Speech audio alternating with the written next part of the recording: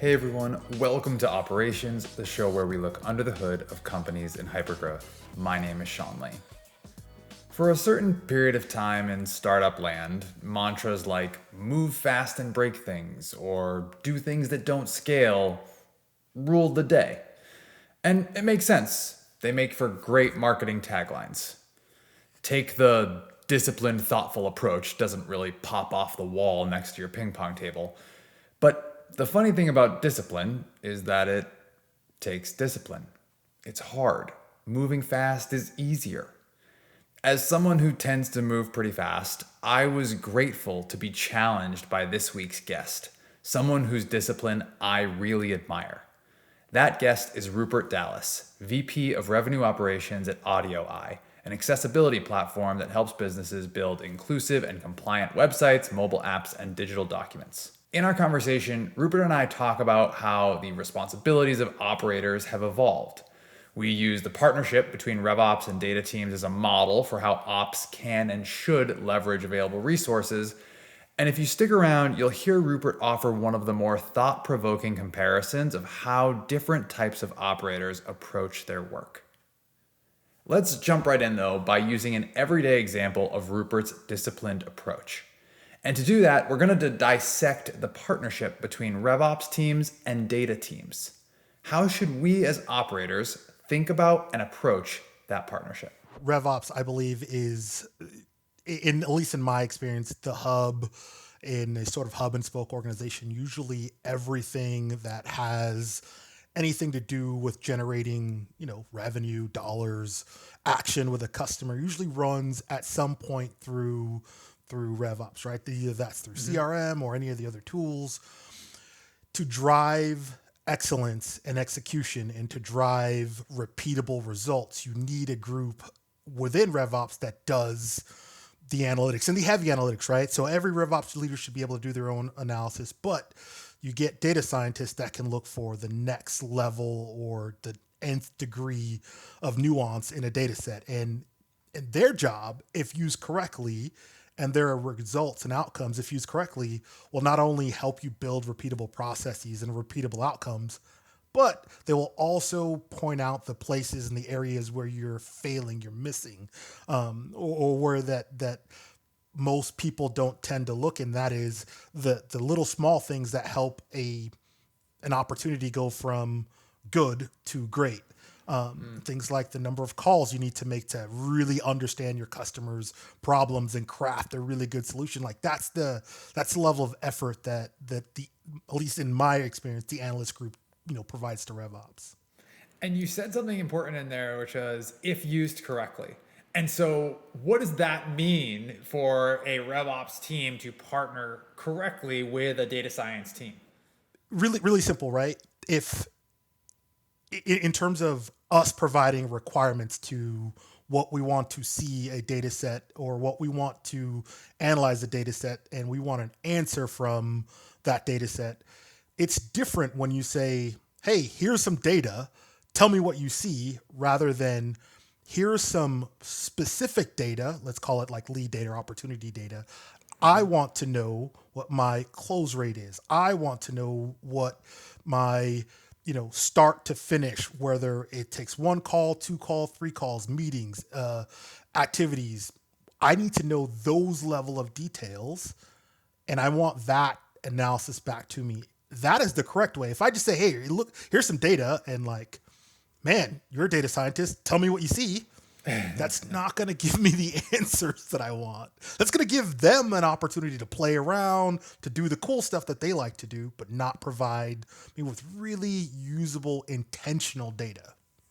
Okay, so if this RevOps data science partnership is to really work, Rupert is putting the onus on us, the operators, to be thoughtful and intentional about the asks we bring and the deliverables we expect. And from my work with data teams, guess what? They want that too. You can't just walk up and say, hey, you're good with data. What do you think of this? You don't want to box them in entirely, but you need to be clear and concise about the question that you're trying to answer. And what's more, I think the most important role of RevOps in this partnership is to bring the business context behind the ask.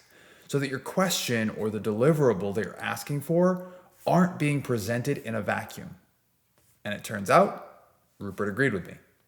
That is 100% correct. And I'll give you a perfect example. So we've been embarking on this rediscovery of understanding our entire sales process. Not even from like, hey, I have an opportunity that I've created, even going a further back to say, what was the level of effort that I needed to do or to give to have a successful or reasonably successful outcome at the end of this opportunity.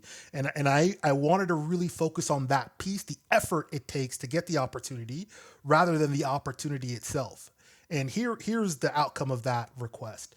When I first said to my analyst team, hey, I really want to know what the effort is to generate a really, really good opportunity, they heard it as, we need to look at lead data. We need to look at marketing data. We need to look at the flow. We need to look at all the forms. We need to look at all click rates. We need to look at all of that and tell you how long it takes you to get a lead to come into the door to be an opportunity. And I'm like, no. Let me be more specific. I just want to know, once a lead is generated and a person, any salesperson on my team, they have that lead, what's the level of effort? What's the amount of time that it takes on average to generate an opportunity that actually closes in the end, right? That way I can gauge the behavior. They're like, no, you don't understand. You have to look way, way, way, way up. I'm like, no, that's not the business case, right? My need is very, very specific, right? Because I want to find that behavior right at the beginning of setting up a really good opportunity that's repeatable, right? If it's the number of calls, or if it's the number of steps, or if it's the number of emails, whatever that is, I want to find that little bit. I'm not too concerned about what's upfield. I'm just looking for a very specific behavior. And I know that is in the data. That's what I want from you. And when they kind of got that into their head, they're like, okay, yeah, we can do that. We can give you that, right? But if I would have just said, hey, that's what I want, you see how far upstream they went. Be like, hey, we want to look at the whole entire process. So if we pull that thread a little bit, right? Like, you've properly defined the business question that we're trying to answer. Now they've gone off and, hopefully done, their magic, right? To bring you back some nugget of insight or answer to the question you're trying to solve. I feel like to bring that thing fully to completion, there's this other kind of layer of translation in there too, because chances are what they bring back might be highly technical, or maybe too much versus what actually needs to make it back into the hands of, in this example, the go-to-market leaders, right? How do you think about kind of like finishing out the end of that translation and kind of bringing the partnership on a project to a close? Yeah, first thing I would say, you got to get smart. Part of the reason why I can ask very specific questions is I delve into the analytics, right? And so when I get a bunch of results back from the data that, that was given to my team, I start to really look at what is the actual result? What are the things that they said, hey, look, here are the nuggets, whether it's 1 or 10. And then to get that back into the leaders, I pick, with them the most probable outcomes, and we test it. That's the key, right? You test it. Hey, if they said, look, we've noticed that when a customer comes in and it's converted to just an incoming potential and it's a lead, and then that lead is qualified, it takes 3 meetings on average to turn that lead into an opportunity that gives you a better than 50% chance of closing, right? So that outcome is easy to test. You know what I do? I go to my head of sales. I'm like, hey, I want to see that before they convert these, I want to see these 3 people or these 2 people have 3 meetings, right? And then I could say to the rest of the team, just go on as business. And I can do that for a month. And if the outcome is more of their opportunities close or close at a higher rate, I know that's the key, right? Then I can say, look, here's the data that supports this. Here's the test that we did that proved this outcome. Analyst team, do you agree? Yes, we agree. Let's go. That's how we need to, that's what we need to do. That's what we need to focus on. What Rupert's describing here is basic. Formulate a hypothesis using data, test your hypothesis, validate or disprove it. It's the execution in the details of his test that I find impressive. He's disciplined to only test his hypothesis with a select group. He doesn't just go straight into changing everything based on a single finding. And look, that discipline, it comes from practice. If you're listening to this and you're not a data scientist, which most traditional RevOps folks are not, this whole process might feel a bit intimidating. But Rupert says we got to get smart. So let's break that down. What's the common language we should develop to even be able to approach a data science team and start this partnership off in the right way? I started with just trying to understand the tools that they use.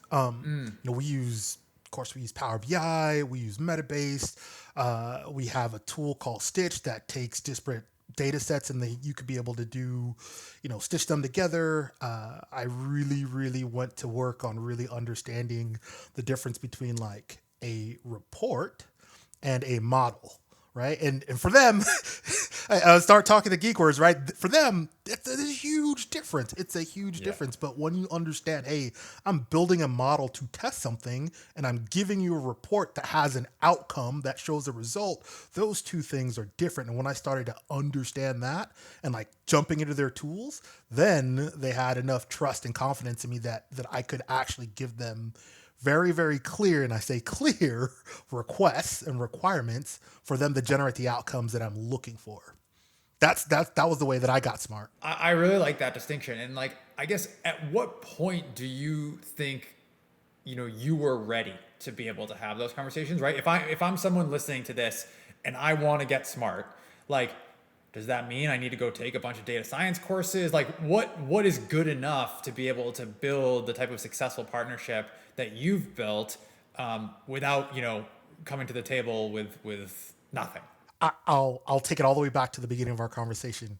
If you take a generalized statement to anyone in your analysis group and say, hey, I want to know, what the repeatable behaviors are that I can have my salespeople provide or do so that I can generate the best outcome. Just take that answer that they're going to give to you, and it's going to be big. It's going to be broad, right? Hey, I'm going to look at this. I'm going to look at this. I'm going to look at this. Look at these things, and then be like, hey, all right, let's just take them one at a time. And I chose to take that piece the closest to the opportunity start. That's the piece that I decided to focus on. And just doing that, you're able to take that big world, universal question and whittle it all the way down to something that you can take off and bite-sized chunks, whether or not you're an expert or not. And that's what's important, right? Most people in RevOps are going to be able to see a big problem and break it down into smaller problem sets. And even if they don't know how, they can just take put it all out there. And now that you've identified what you're going to do, I only want to pick this one little piece and focus on that first. That's the best way and the best advice I can give to someone who's not an expert, especially where most of us are not data scientists, but an inexpert way of saying I can get to very specific answers by really starting with the bigger picture and whittling all the way down to that one thing. And I think like the flip side is the value that you are bringing to the table that you probably don't even recognize, right? Like what you just described of being able to whittle that down to a question, like that's a skill set. Being able to bring the business context that we talked about before that the data team or the data science team might not have, like that's a skill set. And we're so quick, I think, to be self-critical about what we can't contribute or don't know the right model name for, but in the reality, like there's so much that we bring to the table in that interaction as well. Yeah I mean, I took statistics in college and I couldn't remember what a two-tailed t-test actually does, right? And I couldn't remember what statistical methodology was because I haven't been using that in 20 years. However, I do know what like a unique value is, and I can understand like what probabilities are, and I know what a bell curve is, right? And I know when they say, hey, look, your highest probability to reach your outcome is X, like I could look where that is on a graph. And most people, you're laughing, but most people can do that, right? The trick here is being able to phrase it in a way that you can get to at least to that outcome, right? Where you can point to something on a piece of paper. I'll be completely honest with you all, and don't tell anyone at my company because they think of me as the numbers guy. But I was a communications major in college. If I can properly use the word quartile in a sentence, I'm having a good day. But what Rupert is talking about, at least on the RevOps side of this partnership, isn't advanced mathematics. It's pattern matching and problem solving. Rupert saw a problem, and instead of letting the scope of his answer get wildly out of control, he instead narrowed his focus down to the most specific point that he could and addressed that problem and that problem alone. Again, the word discipline comes to mind. And from my conversation with Rupert, it became clear to me that he has thoughtfully developed his own disciplined approach to ops as a whole as he's watched his role and his responsibilities evolve over time. I will say that for me, getting into RevOps, I started on the sales ops piece of this, right? Where it was just, hey, as an operator, you just operated or you admin or you managed your CRM. And in this case, mine has been Salesforce for the past 15, 20 years. And then you do your regular stack, right? And you manage that and you manage a little bit of the analysis, but you partner with everyone else. For me, that changed when they started to add on responsibility. When I took on more responsibility beyond just Salesforce, beyond just our tool stack. It became a real passion of mine when we started to integrate marketing ops, when we started to integrate things like having a representative from product and product operations and product marketing show up to the table to really put inputs on what the desired outcomes are when they come to the table. And then you start to really get synergistic about creating better outcomes. And that was a light switch. And man, I jumped in, running to the beach, taking off all my clothes, like this is it. And ever since like that realization, like I've been so passionate about how do we create a really, really high functioning RevOps team by making sure we have representatives from all the parts of the organization that contribute to generating revenue. And the thing that sometimes I get nervous about, right, when you're adding in all those different functions that you're describing and saying, okay, this is going to be this centralized resource across all these different parts of the customer journey, marketing, sales, sometimes customer, right? Something that makes me nervous sometimes is that the breadth of stuff is getting too big, right? And so because there's so much stuff, what is now starting to happen is everyone's kind of definitions and approaches to RevOps can be slightly different depending on the company you're in and the structure of your team. You've also said, though, that within that spectrum, you're also seeing just the approach that operators take to RevOps itself. You've seen a little bit of a schism there, too. I have. And that is I think a result of the difference in, and I don't want to use the word age, but time in space or time in service, right? There's a huge difference from the people that I would call my longtime peers, the way we think about RevOps compared to the folks that are coming up now. And I'll just go out on a limb and say this. The folks that are coming in now, they are much faster. They're much more into technology, using technology and automation to solve everyday problems, every year problems. Where we are, the older I get, I am more of taking a step back and really looking at what resources do I have at my disposal to really attack a problem, even if it's an everyday problem or an every year problem. And that difference, that divergence, is a huge, as you said, schism in sort of the old guard and the new guard, right? Using technology, using automation, using ability and will and information, pure, straight, tip of the finger information versus I have a team, or I may not have a team, but I have resources in the company. I know that I can go to marketing to really investigate an issue, or I can go right to, to product. I'm like, hey, I'm seeing on the sales side that customers don't exactly like this part or this portion of our software. Can we change it? Have you done an analysis to adjust it? Like, that's the way that I think versus hey, what's the data tell me right away that it's at my fingertips, or I can go and query any system, or you know what, I can build an app and do it myself. Like that's a huge difference in just approach. And I think that's where you'll see the gap. Even if you put the same people on the same team, that gap, which is on my team, that gap is still very present. This split in approaches is worth exploring. On one hand, you have the group Rupert considers himself in, along with his contemporaries. And he's saying that that group is more willing to take a step back when faced with a problem and thoughtfully apply the resources available to systematically attacking that particular problem. And then on the other hand, you have this group of new operators, which he describes as running towards the problem and quickly, if not hastily, trying to get information at their fingertips as quickly as possible to solve it, usually on their own. Think about that for a second. Which group do you fall into? Which group do your teammates fall into?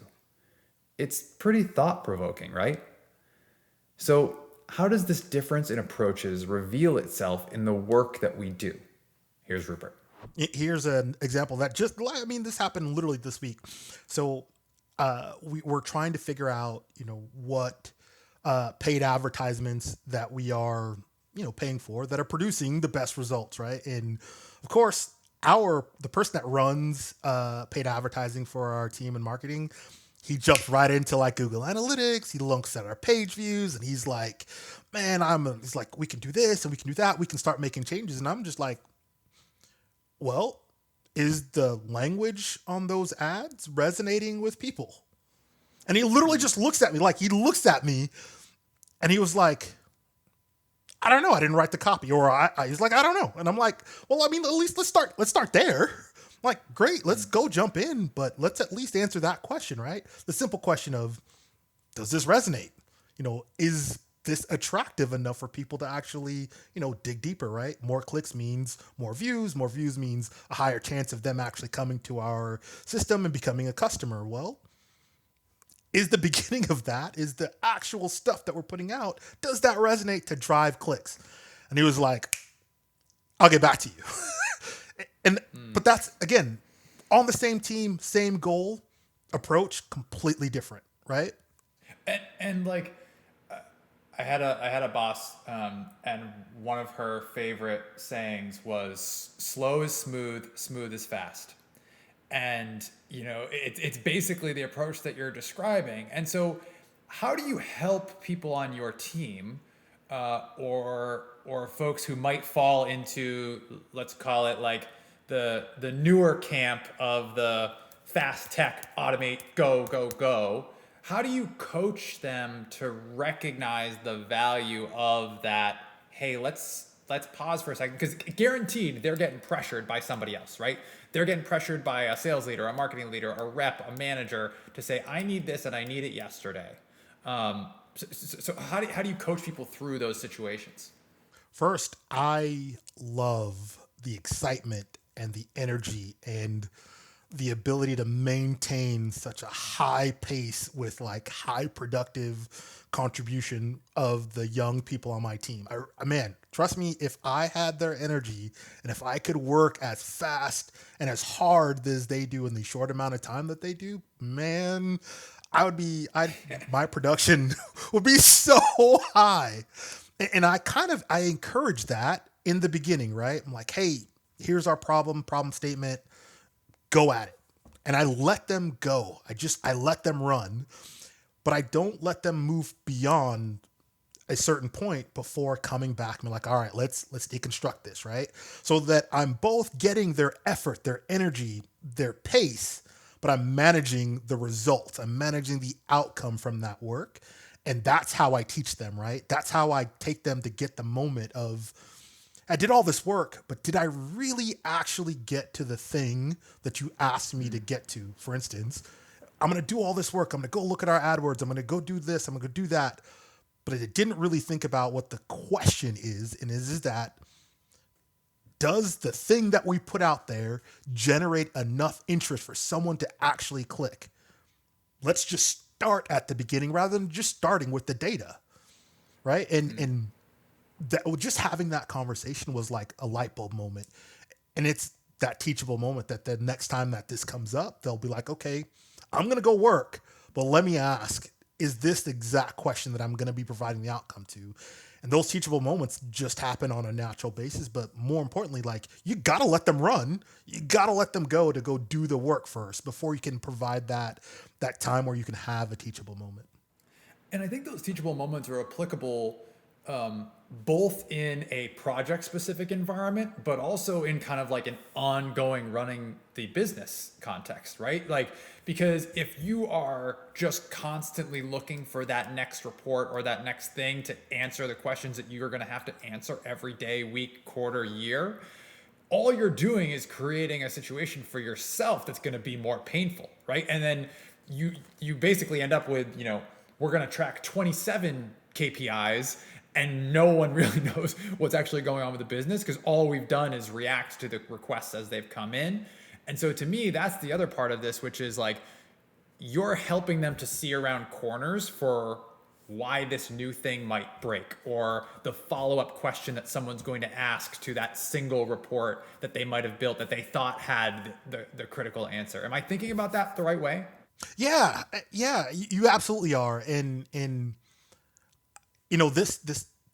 this phenomena, I will call it a phenomena, where people tend to miss like the critical step in a chain really happens when there is an event or a campaign, and it's after campaign and it's after campaign, and there is no area, there's no space for really thought out, really intimate, backwards looking perspective. And what I mean is, by before moving forward, let's have a post-mortem. Where did we fail? Where did we knock it out of the park? What are the lessons learned?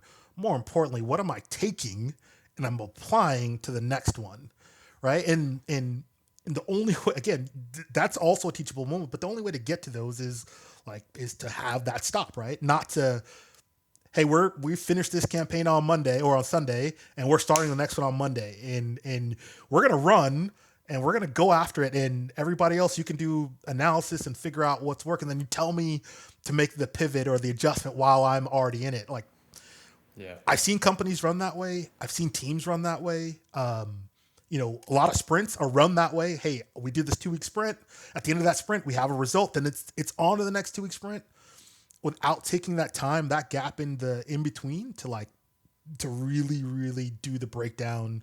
What was good? What was bad? What did we learn? What are we taking forward? What are we just not doing ever again?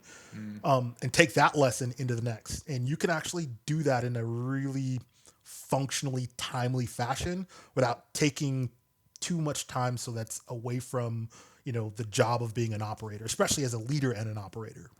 Anybody else sitting there thinking about how incredible it must be to have Rupert as your manager? And not just for the experience of being an individual contributor on his team in that type of environment, but the lessons that his team members must learn that they will inevitably take with them, whether they realize it or not, when they go on to become leaders themselves.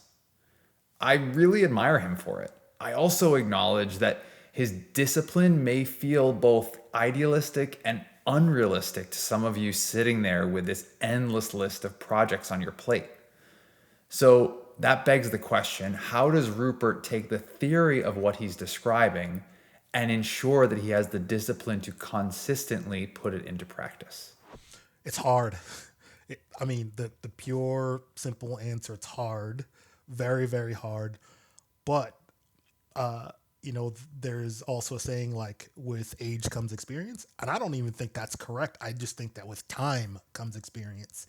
And I've had enough time to get myself into enough trouble where it hurt. No, it really did. It hurt enough where I don't want to do those things again. And I would rather impart or download that pain into someone so that they can avoid at least my own mistakes. And so that they are better, at the beginning, or we are better together at the beginning, rather than, let them run, let them make their mistakes, and then be like, hey, pick them up, brush them off. Here's how you fell down. And I'm constantly doing that. Right. And that's why I take the time. And when I say it's hard, it's difficult because they're moving fast, and my inclination is also to move fast, right? Is try and keep up rather than let's take a couple deep breaths, let's have a glass of water, let's plan some time on my calendar. Let's say it's 2 hours every, 2 weeks or every week, and be like, I am calling it all stop, and we're just going to talk about stuff, and we're just going to catch up with each other. We're gonna stop.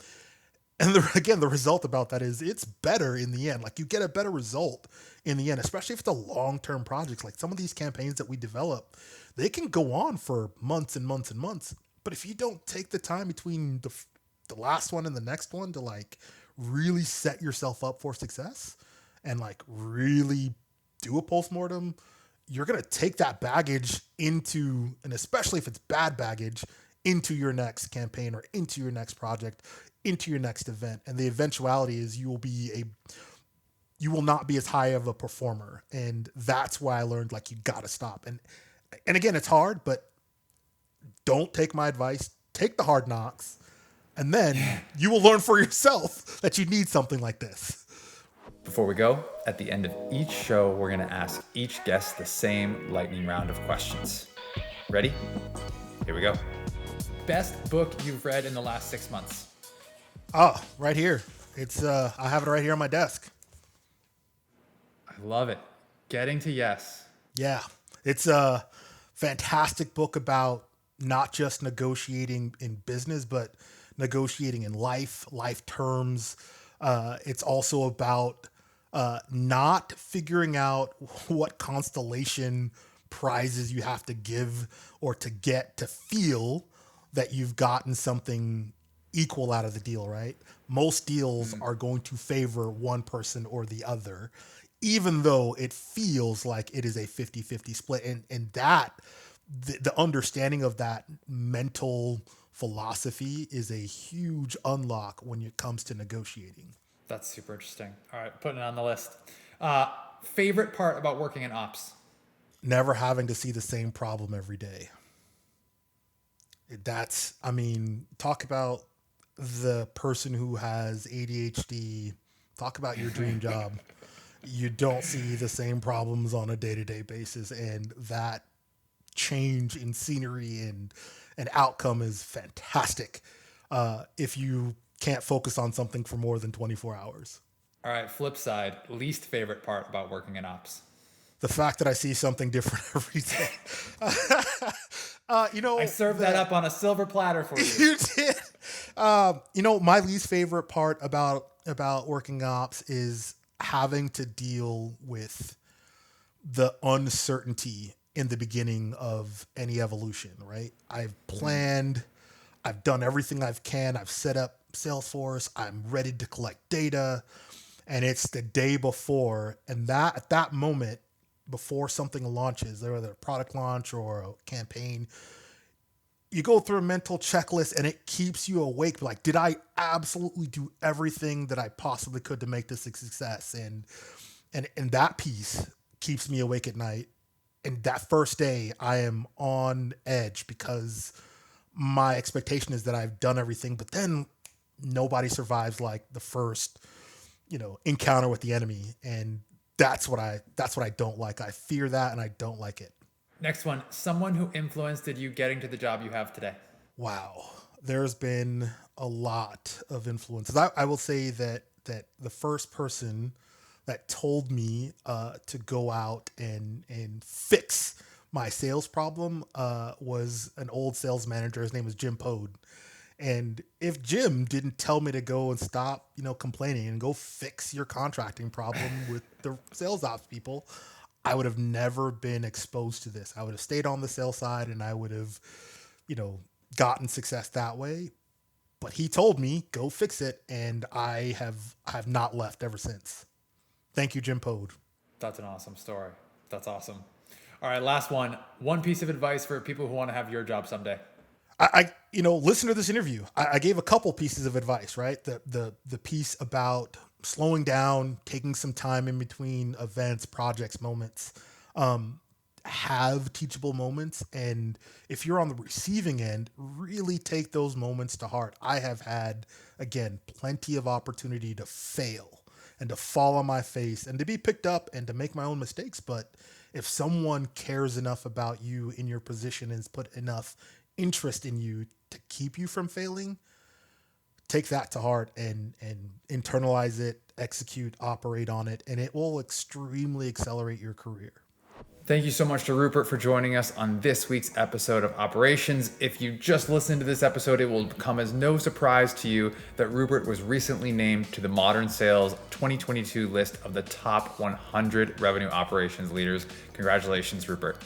If you like what you heard and you learned something from Rupert today, make sure you're subscribed to our show. A new episode comes out in your feed every other Friday. Also, leave us a review.